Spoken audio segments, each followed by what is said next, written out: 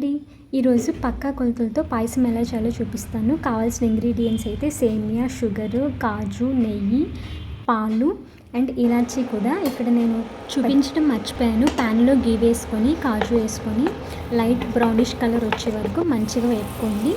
Brownish colour వచ్చాక పక్కన పెట్టేసి అదే ప్యాన్లో సేమియా వేసుకోండి. 1 కప్ సేమియా బాగా రోస్ట్ చేసుకోండి. లైట్ బ్రౌనిష్ కలర్ వచ్చే వరకు సేమియా రోస్ట్ చేసుకున్న తర్వాత తీసి పక్కన ఉంచేసుకోండి.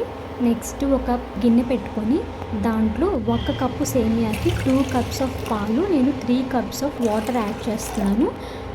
మొత్తం 5 కప్స్ ఎలా అయినా యాడ్ చేసుకోవచ్చు. లైక్ 3 కప్స్ ఆఫ్ పాలు 2 కప్స్ ఆఫ్ వాటర్ అయినా, లేకపోతే 2 కప్స్ ఆఫ్ పాలు 3 కప్స్ ఆఫ్ వాటర్ అయినా అలాగా మరిగేటప్పుడు ఇలా కలుపుతూ ఉండండి. ఎందుకంటే పాలు మీగడ కట్టకుండా ఉంటాయి. పాలు బాగా మరిగాక దాంట్లో సేమియాని యాడ్ చేసేసి మంచిగా కలిపి ఒక 10 మినిట్స్ హై ఫ్లేమ్లో ఉంచండి.